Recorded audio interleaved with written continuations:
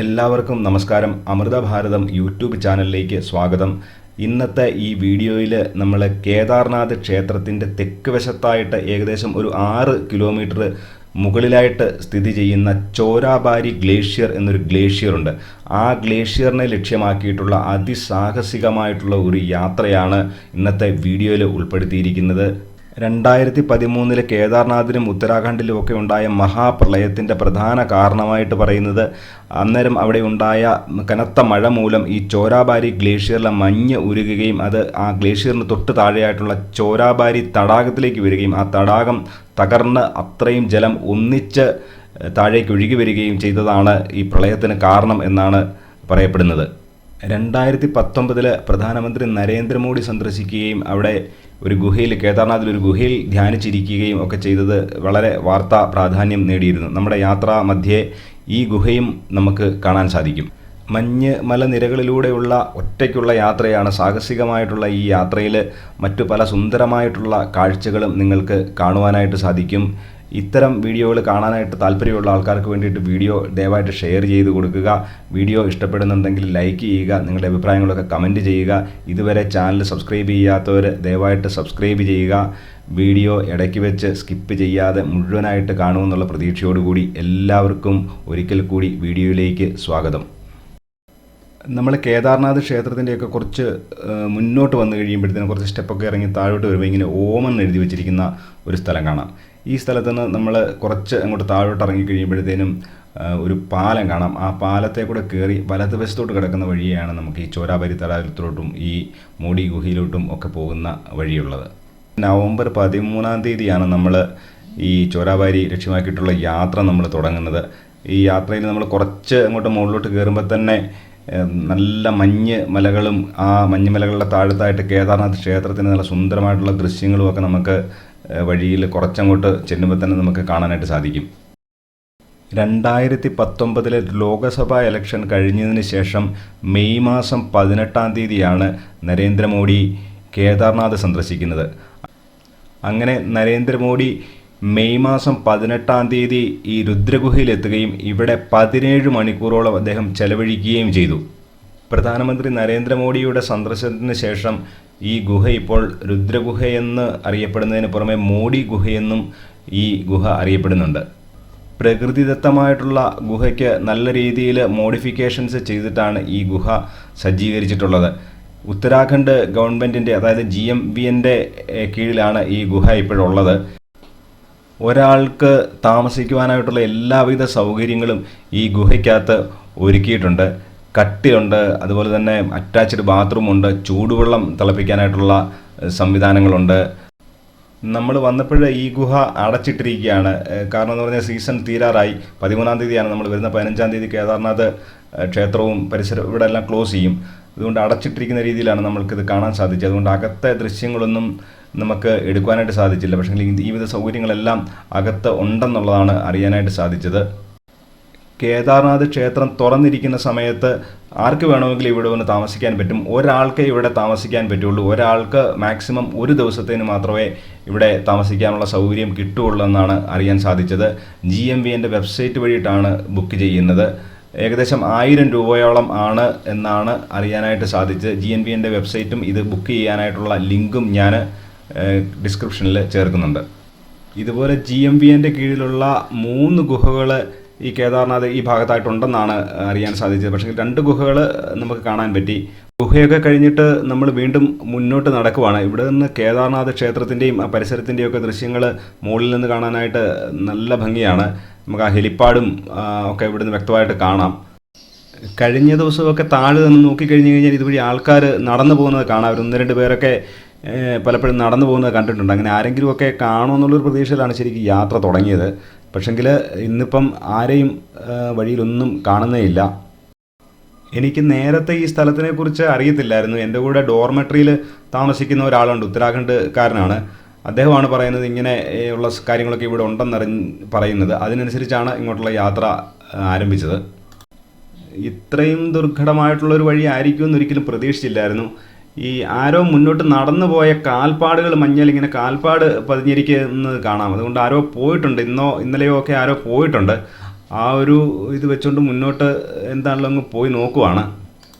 ഏകദേശം ഒരു 2 കിലോമീറ്ററോളം ഞാനിപ്പോൾ മുകളിലോട്ട് നടന്നു കാണും. ഇതുവരെ അങ്ങോട്ട് പോകുന്നതോ തിരിച്ചു പോകുന്നതോ ഒന്നും ഒരു മനുഷ്യനെ പോലും ഇതുവരെ ഒരിടത്തും കണ്ടിട്ടില്ല.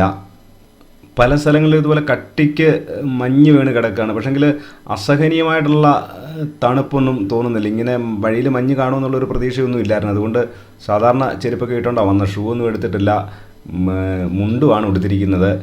അസഹനീയമായിട്ടുള്ള തണുപ്പ് ഇതുവരെ തോന്നുന്നില്ല.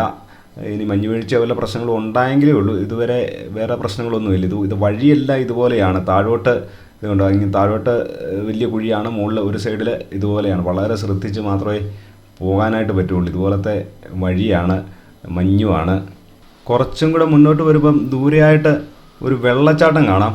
അങ്ങോട്ടിനി കുറച്ചും കൂടെ ഒരു 1/2 കിലോമീറ്ററും കൂടെ കാണുമായിരിക്കും വെള്ളച്ചാട്ടത്തിന് അങ്ങോട്ട് പോകാനായിട്ട്. അപ്പോൾ ഇതുകൊണ്ട് ഇതേപോലത്തെ വഴികളാണ്. ഒരു സൈഡിൽ നല്ല രീതിയിൽ മഞ്ഞ് കിടക്കുന്നു, താഴോട്ട് ചെറിയ തീരെ ഒരടി പോലും ഇല്ലാത്ത ഒരു രീതിയിലുള്ള വഴിയാണ്. ഒരിക്കലും മറക്കാൻ പറ്റാത്ത ഒരു അനുഭവമായിട്ട് മാറിക്കൊണ്ടിരിക്കുകയാണ് ഇപ്രാവശ്യത്തെ കേദാർനാഥ് യാത്ര. കേദാർനാഥ് മലനിരകളുടെ ഉള്ളിലൂടെ ആണ് നടക്കുന്നത്. ക്ഷേത്രത്തിന് തെക്കുവശത്തുള്ള മലനിരയാണ്. ഇവിടെ 2 ഗുഹകളുണ്ട്. ഇതിനു മുമ്പൊക്കെ കേദാർനാഥ് ക്ഷേത്രത്തിൻ്റെ അവിടെ നിന്ന് നേരത്തെ വന്നപ്പോഴൊക്കെ നോക്കുമ്പോഴത്തേനും മുകളിൽ ഇങ്ങനെ ഒരു ലൈറ്റൊക്കെ എത്തി ചെറിയൊരു ഗുഹ പോലെയൊക്കെ കാണാമായിരുന്നു. പക്ഷേ ഇന്നത് ആ സംഭവം ഒന്നും അറിയത്തില്ലായിരുന്നു. ഇതുപോലെ ഇങ്ങനെ ഈ വെള്ളച്ചാട്ടമോ ഈ തടാകമോ ഒക്കെ ഇവിടെയുള്ള കാര്യമൊന്നും നേരത്തെ അറിയത്തില്ലായിരുന്നു. അങ്ങനെ നമ്മൾ ഈ വെള്ളച്ചാട്ടത്തിൻ്റെ തൊട്ടടുത്ത് വന്നിരിക്കുകയാണ്. ഇത്രയും ഭംഗിയുള്ളൊരു വെള്ളച്ചാട്ടം ഇവിടെ ഉണ്ടായിട്ടും ഇതിനെക്കുറിച്ച് നേരത്തെ അറിയാൻ പറ്റിയില്ലല്ലോ എന്നാണ് ഇപ്പോൾ ഓർക്കുന്നത്. ഇങ്ങനെ മലയാളികൾ ആരും പറഞ്ഞ് കേട്ടിട്ടേ ഇല്ല ഇങ്ങനൊരു സംഗതി ഇവിടെ ഉള്ളതായിട്ട്. വെള്ളച്ചാട്ടമൊക്കെ കഴിഞ്ഞിട്ട് വീണ്ടും നമ്മൾ മുന്നോട്ട് പോവുകയാണ്. ഈ പഴയ പ്രളയത്തിൻ്റെ ഭീകരമായിട്ടുള്ള കാഴ്ചകളൊക്കെ നമുക്ക് ഇവിടെ കാണാം. ഇപ്പം ശരിക്കും പറഞ്ഞാൽ ഇവിടെ നിന്ന് കഴിഞ്ഞാൽ കേദാർനാഥ് ക്ഷേത്രം കാണത്ത് പോലുമില്ല. അങ്ങനെ നമ്മൾ നടന്ന് വെള്ളച്ചാട്ടത്തിൻ്റെയൊക്കെ ഒത്തിരി മുകളിലായിട്ടായി. വഴിയൊക്കെ തീരെ പോയി കിടക്കുകയാണ്. ഈ വഴിയെല്ലാം നടന്ന് കയറി വന്നതാണ്. ഇനി ഇവിടെ ആരെയും കാണുന്നില്ല. എങ്ങനെയാണ് മുന്നോട്ട് പോകണോ വേണ്ടയോ എന്നുള്ളൊരു സംശയവും തോന്നി തുടങ്ങി. ശരിക്കും പറഞ്ഞാൽ ഇതുപോലെ ഒരു യാത്രയ്ക്കുള്ള ഒരു പൂർണ്ണമായിട്ടുള്ള ഒരു തയ്യാറെടുപ്പുമായിട്ടല്ല താഴെ നിന്ന് കയറി പോകുന്നത്. ഒരുമാതിരി തെളിഞ്ഞ കാലാവസ്ഥയായിരുന്നു, നല്ല കാലാവസ്ഥയായിരുന്നു. അതുകൊണ്ട് ആണ് ഉച്ച കഴിഞ്ഞിട്ടാണ് കയറി പോരുന്നത്. ഇപ്പോഴും സമയം ഒരു 4-4:30 സമയമായി വൈകുന്നേരം. വെള്ളച്ചാട്ടത്തിൻ്റെ താഴെ കൂടെ ക്രോസ് ചെയ്താണ് നമ്മൾ വന്നത്. ഇപ്പം വെള്ളച്ചാട്ടത്തിൻ്റെയൊക്കെ മോൾ ഭാഗത്ത് വന്നു ഏകദേശം. ഇത് ശരിക്കും പറഞ്ഞാൽ നല്ല ഒരു റിസ്ക് പിടിച്ച ഒരു യാത്രയായിപ്പോയി. പണ്ട് ഗോമുഖിനൊക്കെ പോയതിനെ കഴിഞ്ഞൊക്കെ റിസ്ക് പിടിച്ച ഒരു യാത്രയായിപ്പോയി. ദൂരെയായിട്ട് ആ കാണുന്ന മലയുടെ പുറകുവശത്തായിട്ടാണ് ചോരാബാരി തടാകം വരുന്നത്. അതിനോട് ചേർന്നിട്ടാണ് ചോരാബാരി ഗ്ലേഷ്യർ വരുന്നത്. നമുക്ക് ആ മലയുടെ അങ്ങേ സൈഡിലാണ് എത്തേണ്ടത്. പക്ഷേങ്കിൽ വഴി ഇവിടം വരെ കാണുന്നുള്ളൂ. ബാക്കി മുന്നോട്ട് പോകാനായിട്ടുള്ള വഴി, വ്യക്തമായിട്ടുള്ള വഴി കാണുന്നില്ല.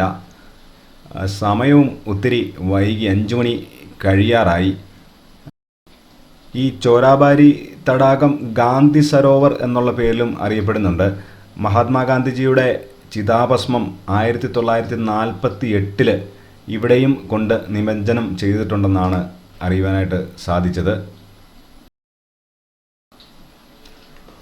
ഇവിടം വരെ വഴി നമുക്ക് വ്യക്തമായിട്ട് കാണാനായിട്ടുള്ളൂ. മുന്നോട്ട് പോകാനായിട്ട് നമുക്ക് വ്യക്തമായിട്ടുള്ള വഴി നമുക്ക് കാണാനായിട്ട് പറ്റുന്നില്ല.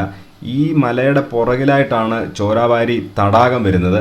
ആ തടാകത്തിനോട് ചേർന്നിട്ടാണ് ചോരാബാരി ഗ്ലേഷ്യർ ഉള്ളത്. 2013 ജൂൺ മാസം 16-ാം തീയതിയാണ് ഈ കേദാർനാഥിലെ പ്രളയം ഉണ്ടാകുന്നത്. ശക്തമായിട്ടുള്ള മഴയാണ് ഈ പ്രദേശത്ത് ആ സമയത്ത് പെയ്തത്.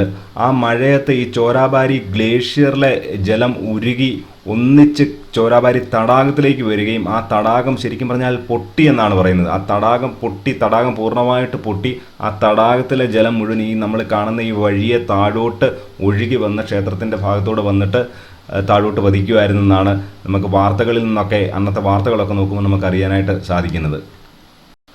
എന്താണെങ്കിലും വ്യക്തമായിട്ടുള്ളൊരു വഴി മുന്നോട്ട് കാണാൻ പറ്റാത്തത് കൊണ്ട് നമ്മൾ യാത്ര തൽക്കാലം ഇവിടെ വെച്ച് അവസാനിപ്പിക്കുകയാണ്. വഴി കാണാത്തത് മാത്രമല്ല, സമയം ഇത്രയും വൈകുകയും ചെയ്തു. ഇനിയിപ്പോൾ മുന്നോട്ട് കുറേയും കൂടെ പോയി കഴിഞ്ഞാൽ തിരിച്ച് വരാനായിട്ട് വെട്ടമില്ലാത്ത ഒക്കെ പല പ്രശ്നങ്ങൾ വരും.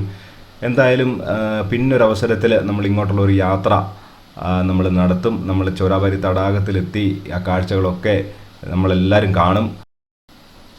അങ്ങനെ മലമുകളിൽ നിന്ന് ഏകദേശം ഒരു 1.5 മണിക്കൂർ കൊണ്ട് നമ്മൾ തിരിച്ച് സുരക്ഷിതമായിട്ട് ഭഗവാന്റെ അനുഗ്രഹം കൊണ്ട് തിരിച്ച് താഴെ എത്തി. ഇതാണ് നമ്മൾ താമസിക്കുന്ന GMBൻ്റെ ഡോർമെട്രി. ഇവിടെ അത്യാവശ്യം സൗകര്യങ്ങളൊക്കെ ഉണ്ട്. 1000 രൂപയേ ഉള്ളൂ ഒരു ദിവസത്തെ ചാർജ്. അതിനകത്ത് നമുക്ക് 250 രൂപയുടെ ഭക്ഷണം, നമുക്ക് വൈകുന്നേരത്തെ ഭക്ഷണം നമുക്ക് ഫ്രീ ആണ്. ചൂടുവെള്ളം കിട്ടും രാവിലെ. വലിയ കുഴപ്പമില്ലാത്ത ഒരു സംഗതിയാണിത്. ഇന്നത്തെ വീഡിയോ ഇവിടെ പൂർണ്ണമാവുകയാണ്.